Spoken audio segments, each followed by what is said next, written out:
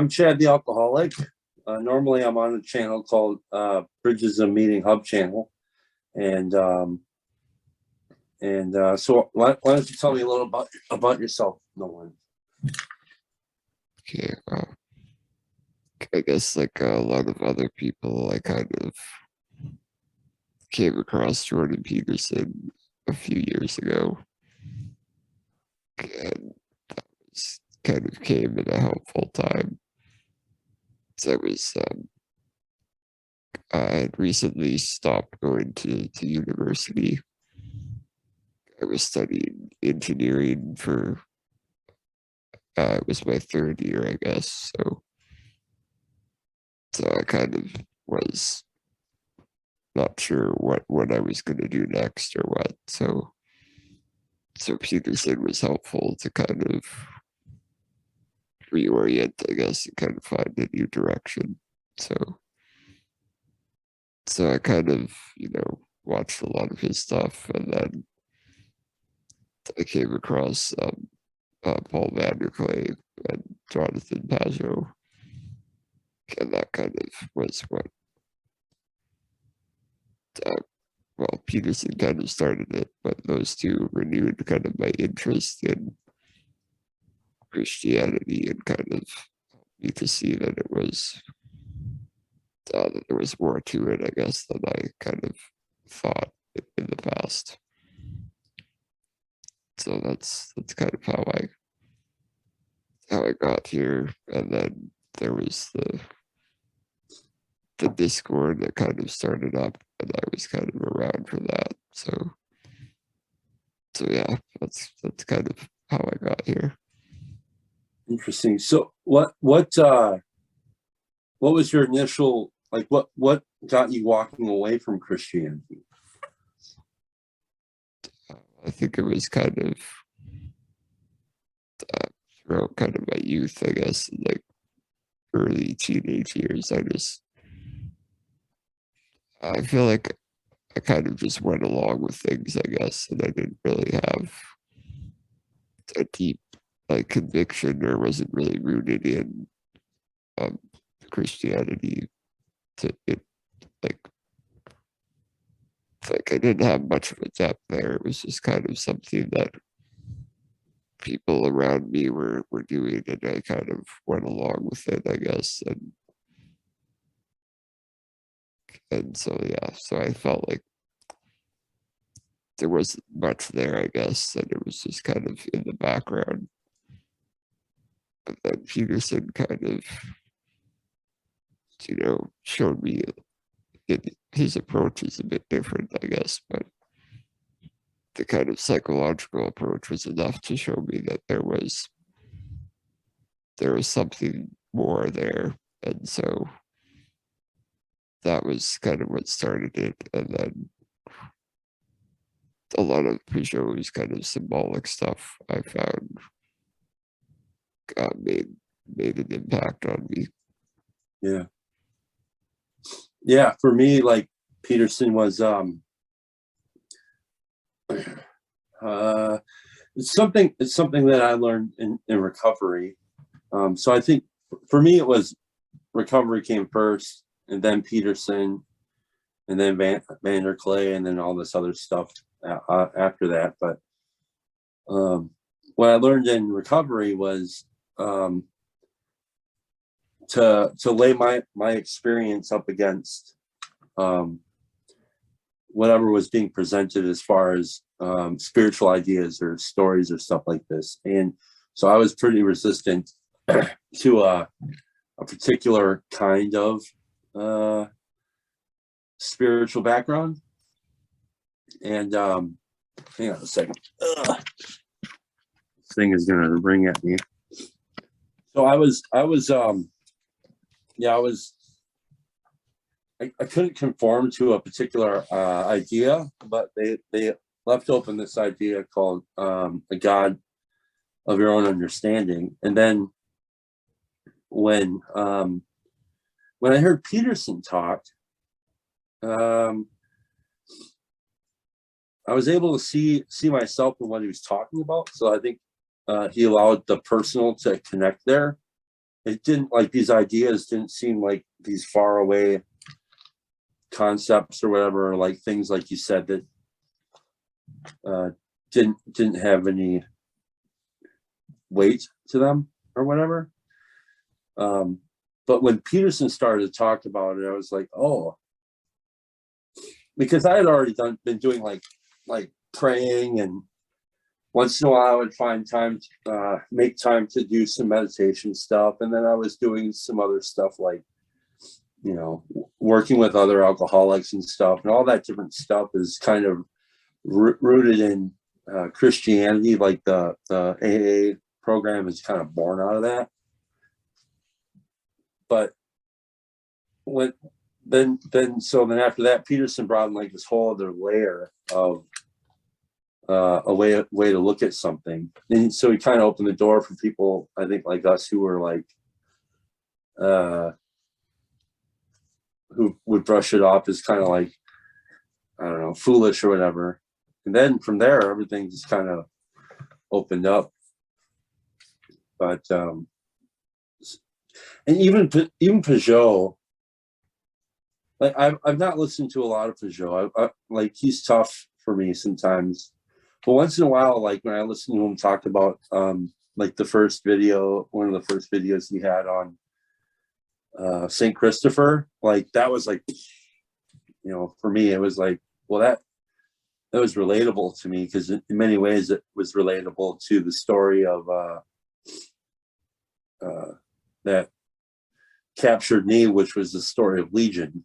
So I think, I don't know, I saw some connection there. But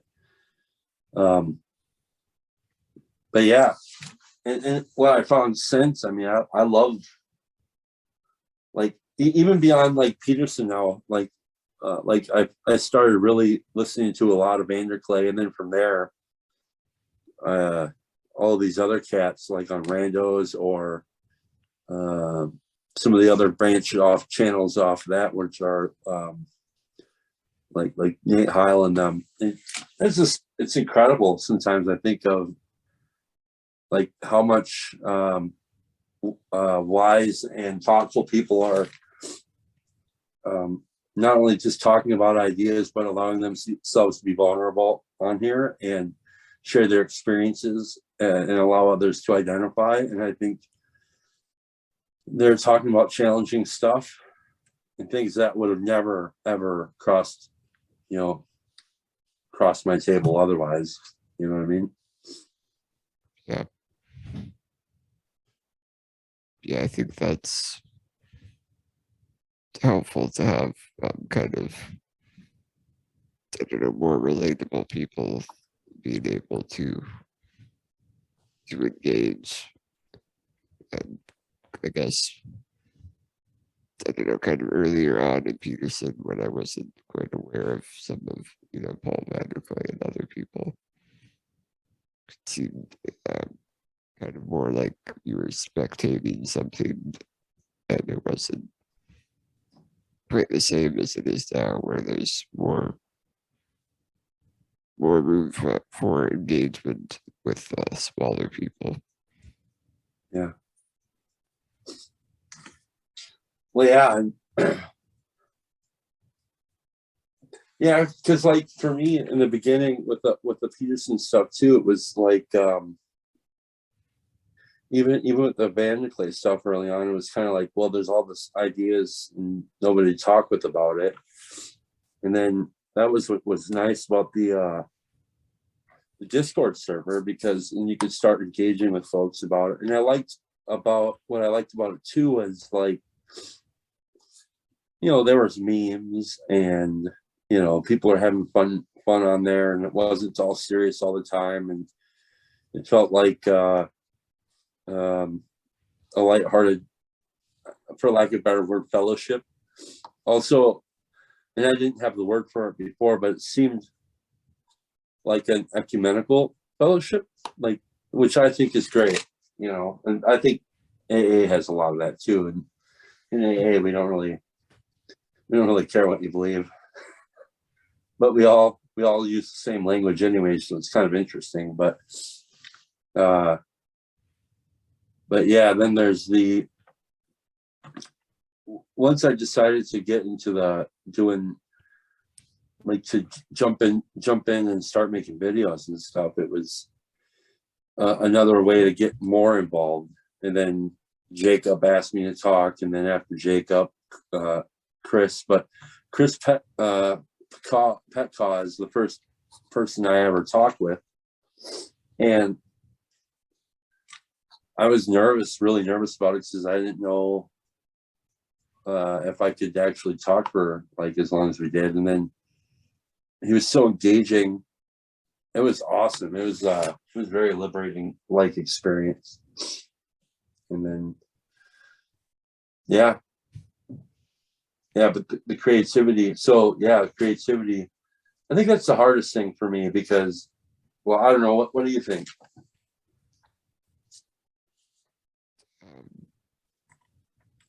Like about creativity, or Yeah, for you, like, because I know. Okay, so when we initially got when we you contacted me, we talked about maybe touching on creativity, and I've wanted to talk about that for a while, and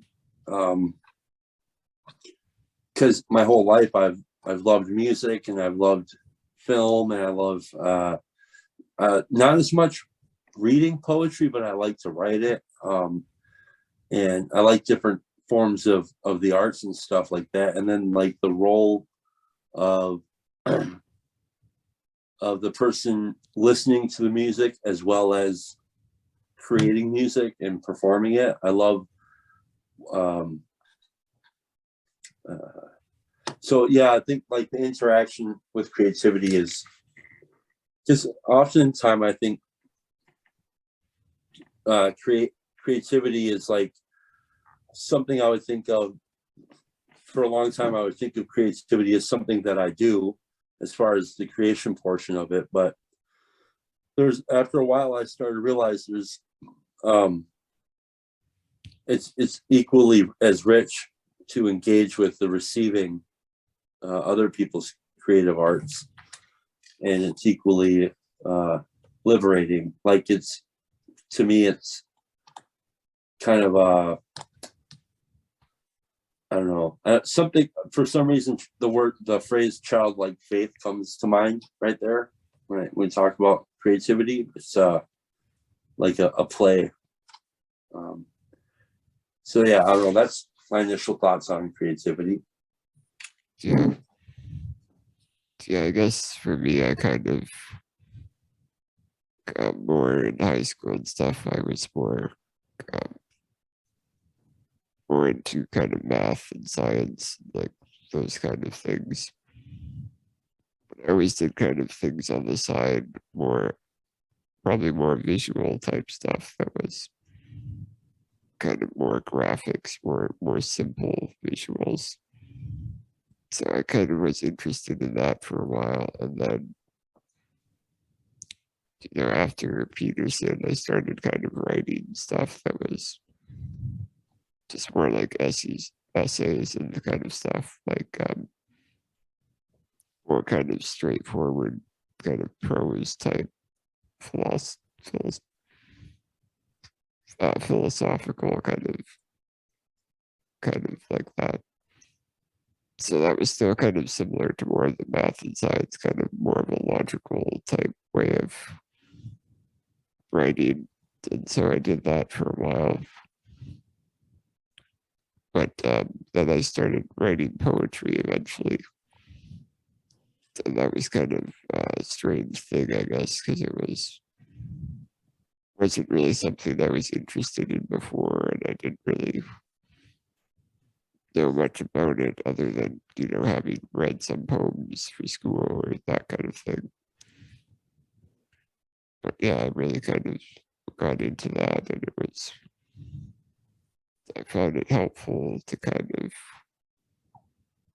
I don't know, work through things, but also kind of be able to look at some of my thoughts or some of my emotions and stuff as kind of something external from myself, so that I could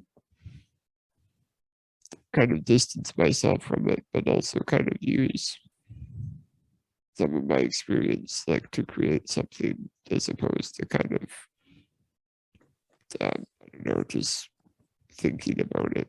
So it was, I find it helpful to do that, and also kind of like the reason I kind of like poetry was because it was, well, part of it was that you didn't always have to like connect things logically, or it didn't have to follow kind of a strict, I don't know, like pathway that made sense on a logical level. And so that was, I don't know, kind of felt like it balanced me out a little bit because I was more on the logical side of things all the time. And so it was, I guess, a way to get out of that for a while. Mhm. Yeah. Well, so yeah, when I was a kid, before I started playing music, I would write poetry. It was always kind of dark, but I always listened to music a lot, and I was really drawn to, like, even today, like for me, if I can listen, like I still listen to Hotel California, and I know it's kind of silly because it's like it's top 40 song, everybody's heard a billion times, and it's like, what more can you actually pull out of Hotel California? But to me, that was one of those pieces of poetry that to me was so deep, and there's like so many weird things about it. And so that was music was early on, listening to music was a great escape. And then from there I started doing the poetry, which was an even better escape, because it's really weird. I mean, like I try to think of the utility of poetry. But so then once I started playing music, poetry would kind of, and I did do some drawing and stuff too. Like nothing, like if you were to ask me to say like draw a dog or something, I could never do it. But my picture drawing was, I guess, a form of poetry, because it was in the same way that my poetry is written poetry is poetry, because it's like you were saying, it's like not necessarily logical, and it's not linear, and there's like I don't know, there's something really beautiful about it, about poetry. Well, so anyhow, so then I did music for a long time, and then got out of doing music, and then started reading, doing like listening to audiobooks a few years back.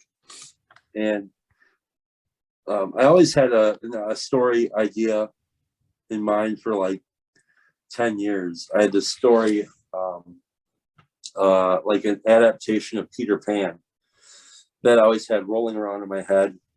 And I would talk to my friends about it once in a while. And it's a really cool idea, but I never knew how to write, because like I always thought that writing is for like somebody else, not for me. Like I don't know how to write. And then I met my wife. So my wife and I dated a few years back, and then we stopped dating. And then I went to this bonfire, like this get together, and she was there. And I hadn't seen her really for maybe a year or two. And we were talking, and I was talking about wanting to write. And she's like, well, just write it. So I started to write, and I realized, like,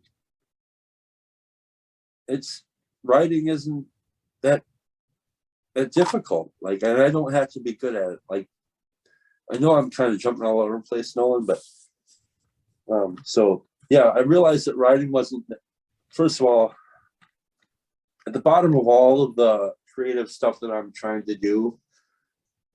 For me, one of the one of the best tools I can use is, as long as I can believe that it doesn't have to be great, then I could create freely, and I can enjoy the process of creation. But the second that I start to think that it has to be good, or in like a certain, formulation of great or good or anything, then it just starts to disintegrate, and then the creative process kind of dies. So for me, when I started to jump into writing, I realized that I wasn't going to be good at it, but I could have fun with it. And then so I started to write, and I was like, wow, this is a lot of fun. And she and I were writing these short stories and sharing them with each other. And that was good. And then I started, once I got onto the Bridges of Meaning thing last year, I started jumping back into poetry because I noticed other people were sharing some poems, and I was thinking, I wonder if I could do that. I haven't done that in a long time. And I started to write some of these poems, and I just love the exercise of it. I don't know how to explain that any better, but it does something, and yeah, like it. Yeah, the fact that it doesn't, so it unravels stuff inside of me, and it doesn't have to be linear, it doesn't have to be great, and there's a satisfaction while it's being,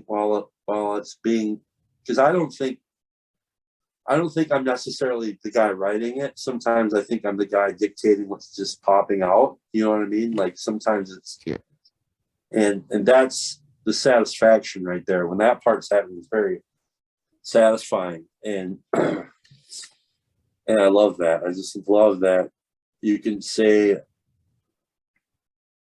I can say something that I didn't know that needed to be said, or it's like trying to describe what a banana tastes like, right? It's a crazy idea. Like, how would you describe what a banana tastes like?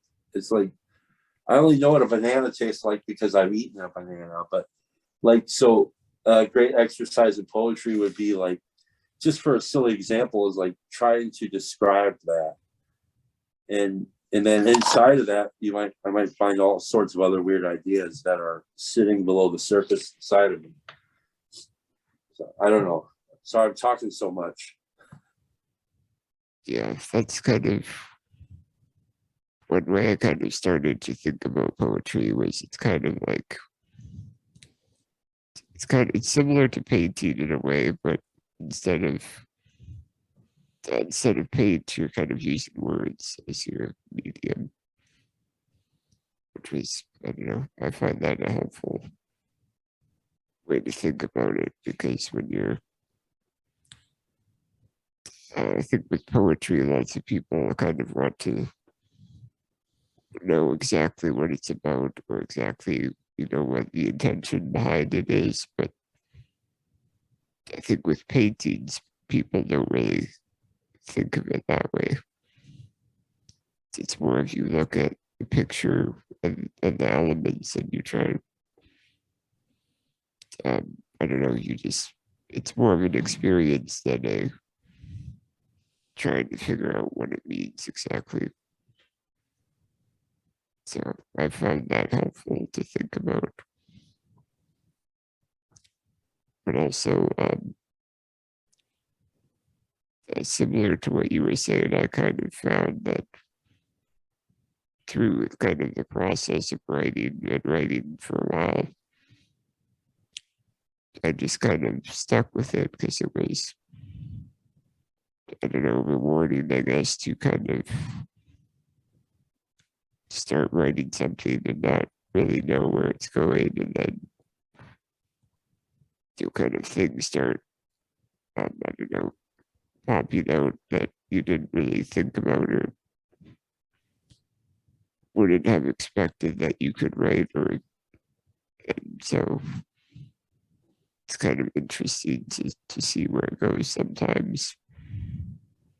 It kind of seems like it kind of, I don't know, writes itself sometimes. Yeah. If you just kind of, I don't know, just write kind of and see what happens. Yeah. Yeah. It's kind of like maybe because I know a lot of people are talking about like the left brain and the right brain stuff, and I don't know much about that, but when I hear them talk about it, and to me, it's kind of like where the left brain and the right brain and the body meet. They're all kind of like really, they're playing well with each other, and you get like the pros. One thing I've always loved about any of the books I read. I mean, it could be. I mean, even like the book of Alcoholics Anonymous, like it's considered to be like a textbook, right? But the more that I've listened and read that book, and it's been a lot, I'll hear rhythms in it, and I love that. I love like there's a rhythm to this different stuff, and there's kind of I don't know. I really love that. The first audiobook I ever listened to was the Screw Tape Letters. And John Cleese was the narrator, the dude from Monty Python. And the way that he was reading that, I mean, they're not poems, they're letters, but the way that he reads it, and with the nuance that he brings to the character, like if there's a particular word on the page that indicates anger or angst, he'll play that in his voice, and I was blown away by it. It was a massive experience for me to hear John Cleese read the Screw Tape Letters, because he brought it so much to life that I realized that I was never going to be able to read the Screw Tape Letters as beautifully as it was read to me by John Cleese, and which made me fall even more in love with, like you were saying, prose. I know it's far-fetched, but I'm convinced that you could probably take you could probably find a way to read the back of a macaroni and cheese box and still make it beautiful if you do it right. You know what I mean? Yeah. But yeah. And yeah. My wife one day, I don't know, have you ever read Longfellow? I probably read some. I've heard the name, but I never read any of it. My wife was at a yard sale a few months ago, and she picked up this really old leather bound Longfellow book for like $50, and she shows it to me. She's like, I'm gonna read. And I love listening to her read, because she's so well read, and she knows how to read well and all that stuff. I can just sit back and listen to her. She's reading this poem, and I'm weeping by the end of it. And there's this poem, there's a whole section in there on slavery. And this particular poem, I don't remember the name of it, but it's from the point of view of a slave. And it was phenomenal. It was so powerful. And I think that there's something really interesting about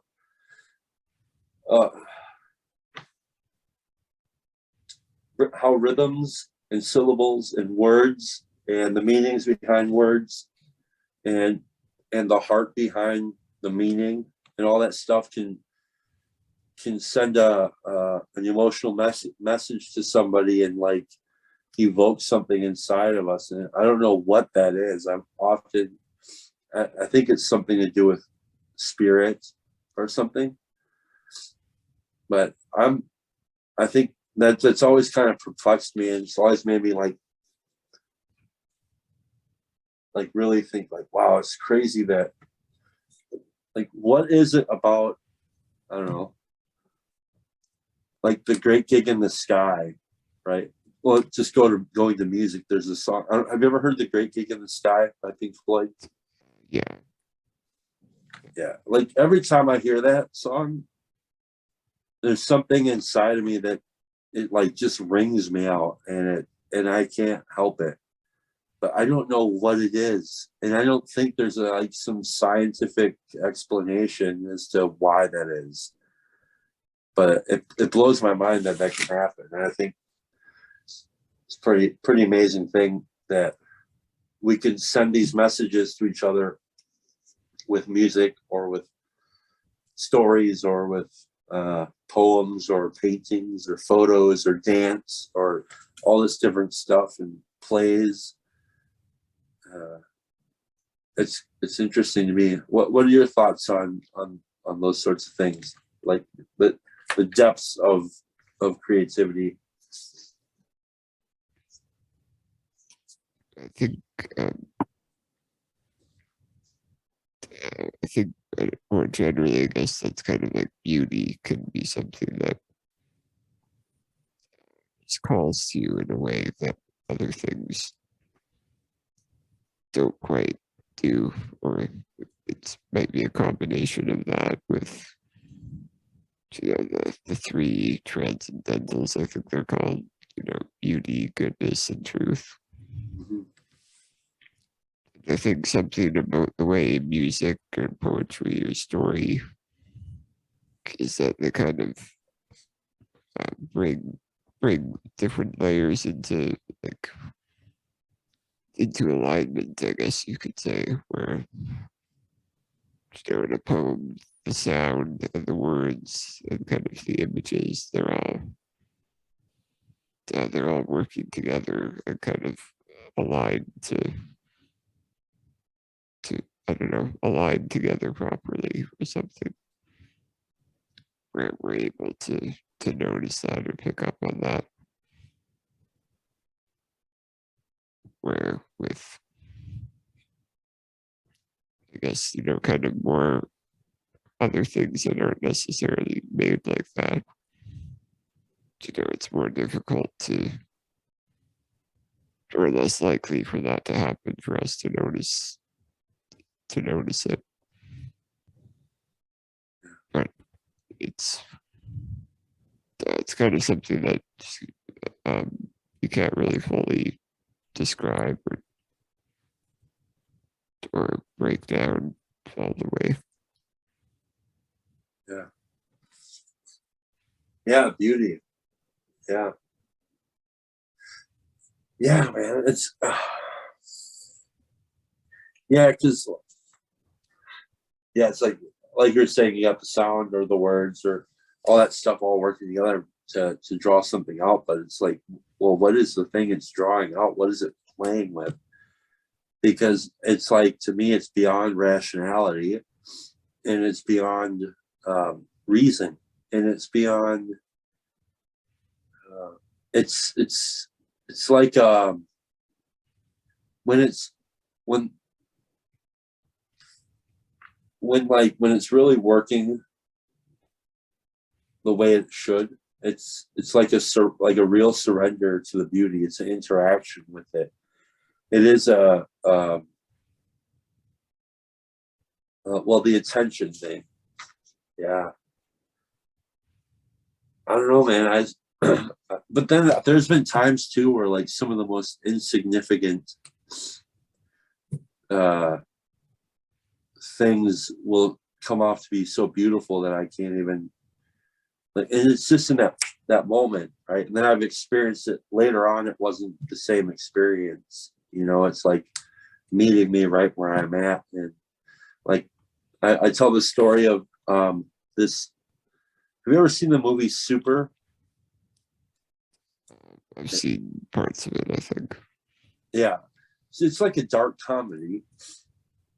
But there was a time where I watched that movie, and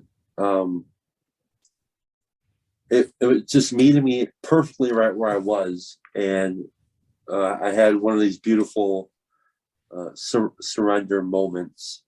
And I don't know. I'm grateful to have those. You know, like I think when I was younger, I would have been a little more ashamed to admit that something like could make me weep or something like that. Even though my whole life I've had that.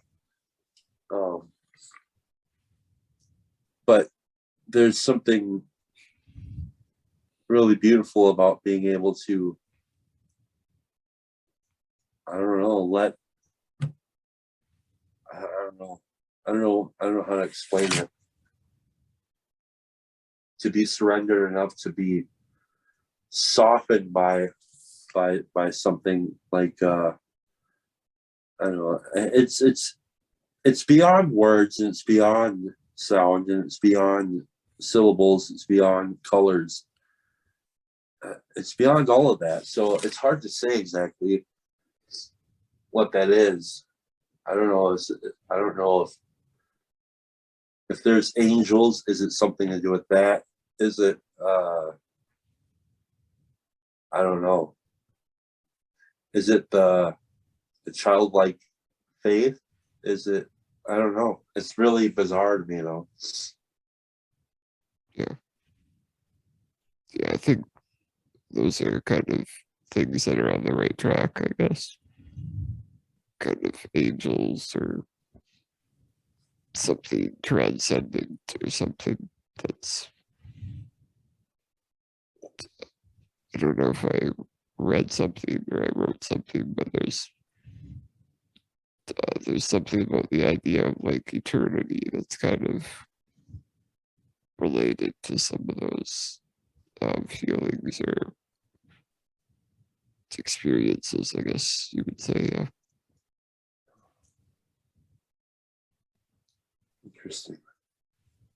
One time, yeah. One time I had this vision come to mind. I was thinking, it was after one of these experiences where something just made me emotional. And I don't really get. I think most of those tender moments or whatever are kind of, they're more moments of gratitude than they are sadness. Like even after like watching, like say Forrest Gump, and then his mother dies, and the conversation he's having about his mother, or like it makes me weep. There's a sadness there, but it's no, that wouldn't really be an accurate characterization. I think there's like seeing something beautiful, right? It's like seeing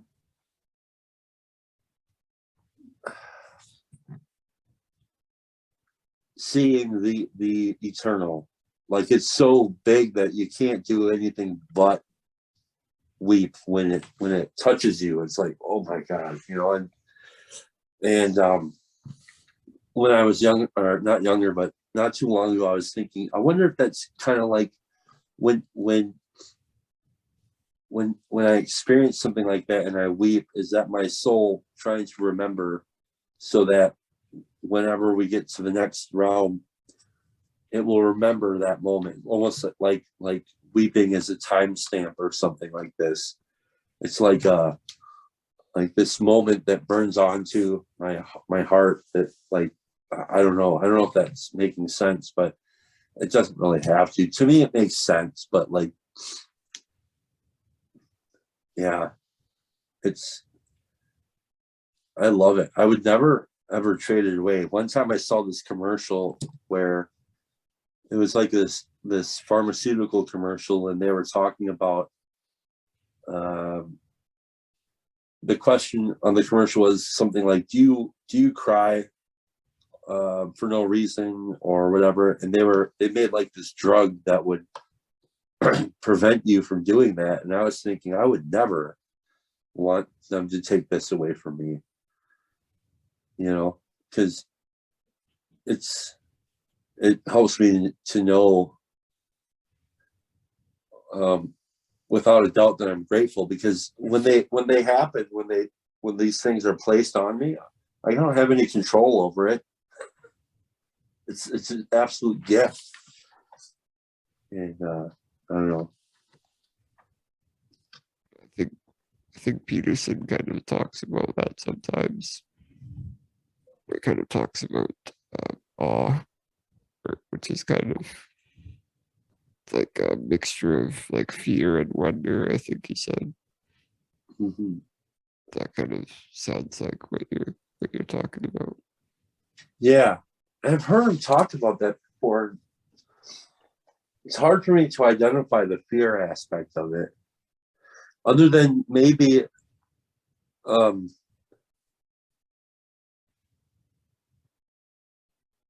huh, maybe it's in those moments the truth of the end kind of reveals itself without revealing itself, kind of like something might be revealed through poetry. You know what I mean? Like, I don't know if I'm saying that right, but like when he talks about crying because he finds it when somebody tells him thank you and he finds it terribly beautiful and sad at the same time. I'm like, I don't really identify with that. But maybe I haven't thought of it as deeply as he has about it. Because yeah, maybe it is the terror of or not terror. Knowing that I'm going to experience this moment, this might be the one and only time I ever experienced this particular moment, and then rejoice and mourning at the same time for the interaction. Maybe that's what it is. Yeah, I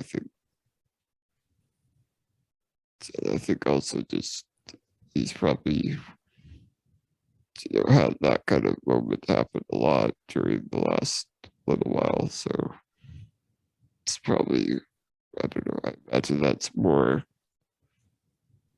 overwhelming than if it happens once in a lifetime or something. Yeah. Yeah. But I love those moments. Like I said, I mean, the last, so a few days ago, well, so I was listening to Nate Heil and Sherry and Jedediah. I can't remember Jedediah's channel's name, but I was listening to their conversation. And then before that, like I was listening to Paul, Karen Wong, and Sherry and Nate talk. And I was listening. So I was like, I was primed for this stuff, right? So like I had this couple days where I was just like being flooded with this openness and this gratitude. And man, I love those days. Because I like I I'll hear a song or something, I'll be like, oh, it's like perfect. It's perfect. And so I cherish them because there'll be times where I'll go like maybe a couple months or a few months without having any of those kinds of things, and I start to almost worry, like I feel like I'm drying up or something, and there's like a staleness about it, and yeah, when they come, I'm really grateful when I'm able to have them. But that, I mean, like there are people too who have them all the time, and it can be overbearing because they don't understand why they're um, that emotional all the time. And I can see how that could be troublesome, I guess. Yeah.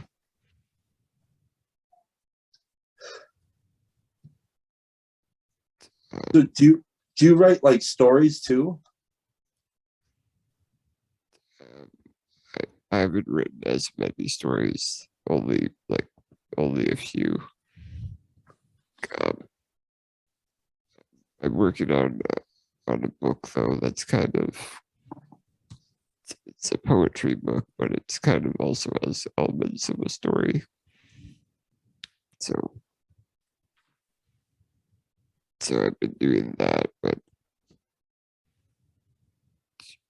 I haven't written a lot of stories.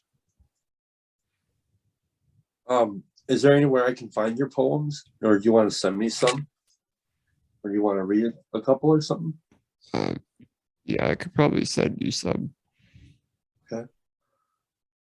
I don't have them open right now, but Sure.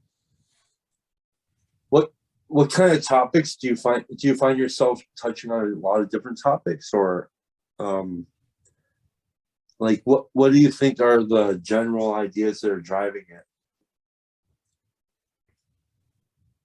I think it's a lot of the ideas that I guess, been listening to from Pichot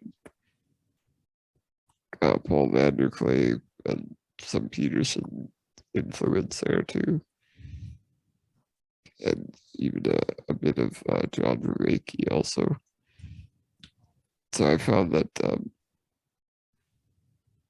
lot of that starts to get in there slowly, like kind of, yeah, just most of the stuff that I think about kind of starts to work its way in there when you're just kind of just it just kind of happens that way as you write as you write. So kind of a lot of those themes, I guess, of like on the more kind of negative topics would be like, I guess, the meaning crisis, kind of, I guess, the problem of like evil or suffering. So yeah, it's a lot of the topics of that people talk about that I've been listening to, I would say. Yeah. Yeah. Do you do you think you're trying to well, I'll just say my experience too with some poetry is oftentimes the poems themselves are kind of a question in general. Like overall, it's a question that's trying to claw its way out of the box and transform into an answer. And anyways, that's what it's like for me with a lot of the poems I write. Yeah. Yeah, I think I could relate to that. Yeah. Yeah. And like there was this time where I had this I noticed that people in general were making a lot of noise, and the noise was a lot of self-centered noise and blaming others, and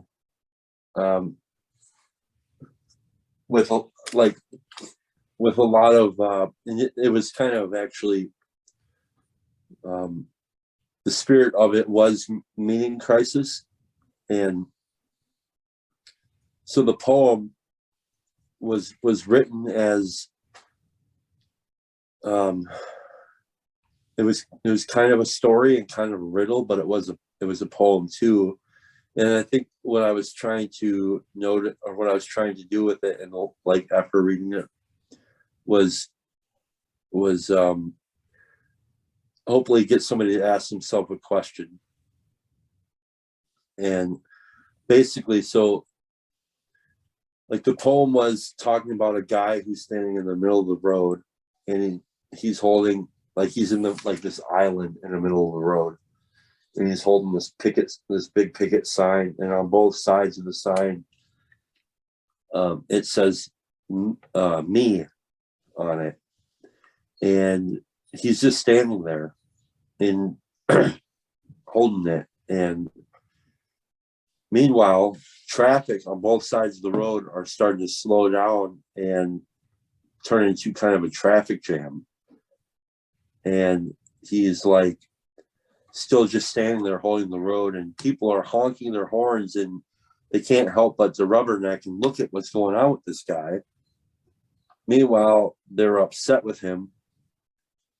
But the irony is, like, they're not reading the sign. Like, they're not reading that. You can't blame the guy in the middle of the road. He's actually not bothering anybody. He's just holding the sign where he's declaring to the whole world that he is the problem. Yet the rest of the people are reading. I don't know, it's this weird thing, but yeah, it turned out to be kind of like this. I don't know, maybe this commentary on how focused we are on other people not doing their jobs. And we want, like the blame game and the trouble with that, how easily we fall into that and how much of a distraction it is. So yeah, that was one of the things that's coming to mind. That was one of the first ones I started writing when I started to write poems again. But yeah, so there was a question there, I guess, a question and a statement in a poem. Yeah.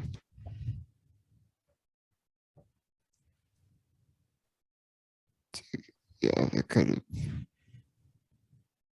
reminded me a bit of something, but I'm not quite sure if it maps on exactly. It's kind of something similar in Dante's Inferno, where it's kind of outside of hell. It's not actually in hell, but it's this group of people that are kind of, they didn't really choose a side like of good or evil. They were kind of just more just in it for themselves and kind of willing to kind of play either side as long as it like benefited them. Mm-hmm. And they're kind of there's these banners that they're chasing around, and the banners are kind of like blank. They're just nothing on them, which is kind of I guess that they'll follow whoever, right? They'll follow whatever it is. So they're just kind of stuck there racing around in circles and not really going anywhere. That kind of, your poem kind of reminded me of that. That's fascinating. Seems maybe a little bit different, but well, no, I mean, yes and no, right? So who is carrying the banners? I don't really remember. It's just yeah, I don't remember exactly who's carried it, but it's that they're just kind of following it around. Yeah. Sure. Yeah, that's interesting. Because like the character in mine who's the guy that's standing in the medium holding the sign, I could never decide if he was good or bad. He felt like I think he wanted to have a moment of honesty and to declare that, because the question that came to mind when I wrote it was, who is the problem? That was the question that drove the whole poem. And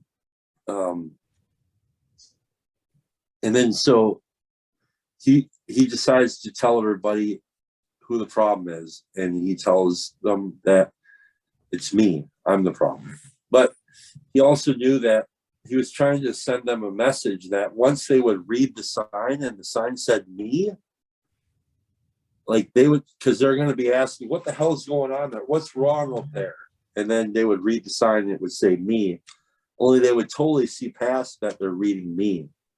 Do you see what I'm saying? Like the answer is right there in their face, but they can't even see it and they're totally distracted. So yeah, no, I think it's a very similar thing. And then by them sitting still and they're stuck on this traffic, yeah, it's kind of like running in circles. They're not going anywhere. Like in the poem, there's a little child sitting in the seat, in the back seat of the car, in their car seat, and it's hot out, and the mother's like honking the horn and she's pissed off and she's, I don't know. I thought it was interesting because she seemed to be kind of ignoring her child, ignoring her immediate situation. But yeah, well, that's interesting. But yeah, so that's a lot of what my stuff is. I try to share about myself, and hopefully somebody else might find themselves in it. I think that's a lot of what the poems that I'm doing are. Yeah, I have like maybe 20 more minutes I can do because we're taking our puppy to his first puppy class. Yeah. So I want to be able to be there for him. Yeah. But yeah, go ahead. So I was just gonna ask if there was any direction that you wanted to go, or I don't know. Yeah, I guess not exactly.